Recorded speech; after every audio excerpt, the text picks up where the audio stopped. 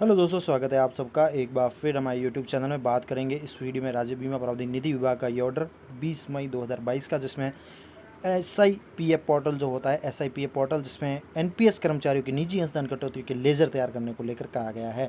यानी NPS कर्मचारियों का जो निजी अंशदान की कटौतियाँ हुई है उनको ऑनलाइन अपडेट भी किया जाएगा और उनके दावों का निस्तारण भी किया जाएगा। किस प्रकार से किया जाएगा, इसमें पूरी डिटेल और कन्फर्म डिटेल बताई गई है। तो राज्य कर्मचारियों के लिए ये काफ़ी इंपॉर्टेंट ऑर्डर है और जानकारी है। चलिए शुरू करते हैं। चैनल पर पहली बार है, लाइक करें, सब्सक्राइब करें, शेयर करें, जानकारी अच्छी लगे तो SIPF पोर्टल पर कर्मचारियों के NPS कटौती जो हुई है उसके लेज़र तैयार करने के दिशा निर्देश दिए गए हैं।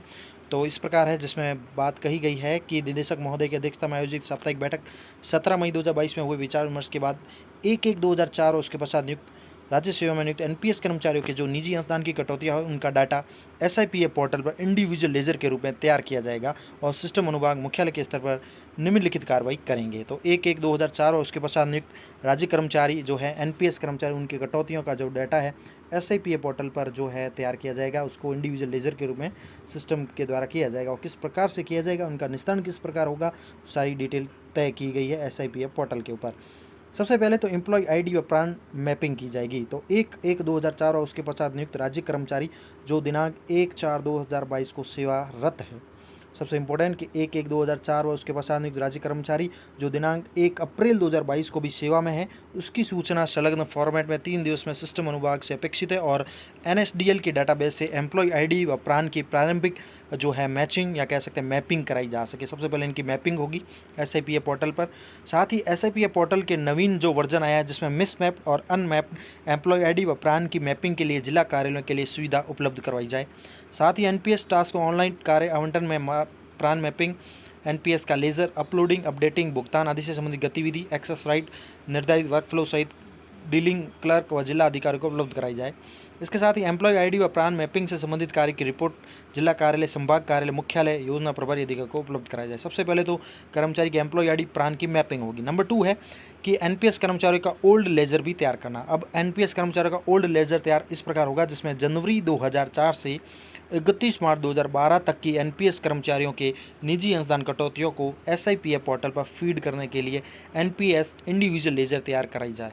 तो सबसे इम्पोर्टेंट ये है कि NPS कर्मचारियों की ओल्ड लेजर तैयार होगी जनवरी 2004 से लेकर 31 मार्च 2012 तक की SIPF पोर्टल पर। उक्त लेजर में संबंधित कर्मचारी के वेतन से जो भी काटी गई निजी अंशदान की कटौती है उसकी खतौनी कराई जानी है, यानी उनका जो अपडेशन होगा अपडेट की जाएगी SIPF पोर्टल पर। साथ ही नंबर 2 है NPS व्यक्तिगत लेजर में निर्धारित वेतन खंड में नियम अनुसार RPMF RGHS की कटौतियों को भी कर्मचारी के खाते में माहवार ऑटो डेबिट किया जाकर संबंधित बजट मद में राशि हस्तांतरित की जाएगी।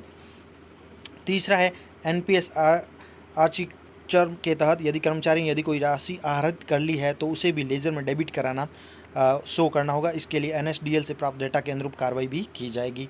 इसके साथ ही अंशदाता की उपयुक्त अनुसार निजी अंशदान की शुद्ध कटौती पर GPF की तरह ही समय समय पर निर्धारित ब्याज दर से ब्याज की गणना भी कराई जानी है NPS के अंतर्गत। साथ ही कर्मचारी के NPS लेजर में दिनांक 31 मार्च 2012 का जो अंतिम शेष रहा है कर्मचारियों के NPS लेजर में दिनांक 31 मार्च 2012 का अंतिम शेष दिनांक 1 अप्रैल 2012 को प्रारंभिक शेष के रूप में वर्क फ्लो के रूप में ऑटो शिफ्ट करना है। इसके साथ ही नंबर 3 पॉइंट है NPS ऑनलाइन लेजर अपडेशन को लेकर, वो ये है कि दिनांक 1/4/2012 से 1 अप्रैल 2012 से दिनांक 31 मार्च 2022 तक अब है NPS ऑनलाइन लेजर अपडेशन में दिनांक 1 अप्रैल 2012 से लेकर 31 मार्च 2022 तक कर्मचारियों के अंशदान कटौतिया का डेटा पे मैनेजर से SIPF पोर्टल पर कर्मचारियों की लेजर में ऑटो इंपोर्ट कराना है, यानी ऑटो ही ये इंपोर्ट हो जाएगा पे मैनेजर से SIPF पोर्टल पर। साथ ही दिनांक 1 अप्रैल 2012 के बाद भी ऑफलाइन पारित बिल, चेक्स, चालान के माध्यम से प्राप्त NPS की कटौतियों के अनुरूप कवरिंग लिस्ट जनरेट करते हुए कर्मचारी की निजी अंशदान कटौतियों को भी पोर्टल पर पोस्टिंग या इंपोर्टिंग की सुविधा उपलब्ध करानी है। इसके साथ ही PRI पे मैनेजर यानी प्री पे मैनेजर के अस्तित्व में आने से दिनांक 31 मार्च 2022 तक के कर्मचारियों के निजी अंशदान की कटौतियों का डेटा भी SIPF पोर्टल पर कर्मचारी की लेजर में इंपोर्ट कराना है। इसके साथ SIPF पोर्टल में लेजर अपडेट ऑप्शन से NPS कटौतियों के इंडिविजुअल लेजर अपडेट करने की सुविधा भी उपलब्ध करानी है। साथ ही पे मैनेजर और पे मैनेजर से कर्मचारी की बेसिक पे कैप्चर करते हुए RPMF RGHS की कटौतियाँ जो है निर्धारित वेतन खंड के अनुसार कर्मचारी की कटौती सिस्टम से गणना करते हुए लेज़र में ऑटो डेबिट करानी है। यानी SIPF पोर्टल पर सब हमारी जो NPS की कटौतियाँ हुई है वो इंपोर्ट होगी और अपडेट हो जाएगी। NPS आर्किटेक्चर के तहत यदि कर्मचारी ने कोई राशि आहरित भी की है तो उसे लेजर में डेबिट कराना है। इसके लिए NSDL से प्राप्त डेटा के अनुरूप कार्रवाई करनी है। इसके साथ ही अंशदाता के उपयुक्त अनुसार निजी अंशदान की शुद्ध कटौतियों पर GPF में समय समय पर निर्धारित ब्याज दर के अनुसार ब्याज की गणना कराई जाएगी। साथ ही पोर्टल पर बुक महालेखाकार द्वारा सूचित NPS क्रेडिट इंडिविजुअल लेजर में समायोजित राशि को रिकॉन्सिलेशन तथा क्लोजिंग की व्यवस्था भी विकसित की जानी है। अब NPS दावों का निस्तारण। नंबर 4 पॉइंट है कि SIPF पोर्टल में NPS दावों का निस्तारण किस प्रकार होगा। NPS कर्मचारी की जो भी कटौतियाँ होगी लेज़र अपडेट की जाएगी। तो सबसे इंपॉर्टेंट NPS दावों का निस्तारण में है कि 1/1/2004 व उसके पश्चात नियुक्त राज्य कर्मचारियों के सेवानिवृत्त होने पर या उनके मृत्यु होने पर जो NPS की राशि प्राप्ति के लिए उनके लिए पेपरलेस एप्लीकेशन सिस्टम विकसित करना है। यानी उनके लिए एक ऑनलाइन प्रक्रिया होगी। पेपरलेस एप्लीकेशन सिस्टम यही होगा कि ऑनलाइन व्यवस्था होगी कि राज्य कर्मचारियों को दावा जो निस्तारण करने के लिए उनकी सेवानिवृत्ति हो या मृत्यु होने पर। तो सबसे इंपॉर्टेंट उनमें क्या किया जाएगा कि एक तो आवेदन प्राप्ति पर NPS की देय राशि को उनके बैंक खाते में स्थानांतरण होने की प्रक्रिया विकसित की जानी है। सिस्टम से एक सूचना पत्र तैयार कराना है और अंशदाता जो संबंधित अंशदाता पेंशन विभाग को ऑनलाइन ही डिस्पैच हो जाएगा और सीधे उनके बैंक खाते में ट्रांसफ़र हो जाए, इस प्रकार का। दूसरा पॉइंट ये रहेगा दावे का निस्तारण करने के लिए NPS कर्मचारी को हुए भुगतान से संबंधित राशियों की रियल टाइम बेसिस पर डेबिट लिस्ट भी विभाग को सिस्टम पर उपलब्ध कराई जानी है। नंबर 3 है SIPF पोर्टल पर NPS से संबंधित जो भी दावे हैं, प्राप्ति या निस्तारण, बकाया आदि की पूर्ण रिपोर्टिंग विभाग को उपलब्ध कराई जानी है। इसके साथ ही अन्य अपेक्षित कार्रवाई वो है SIPF पोर्टल के माध्यम से जो करनी है। एक तो SIPF पोर्टल के माध्यम से NPS लेज़र तैयार करने, दावों का निस्तारण करने की प्रक्रिया विकसित करके कार्य संपादन के समय आने वाली समस्याएं, नवीन आवश्यकताओं से तत्समय ही अवगत कराया जा सकेगा।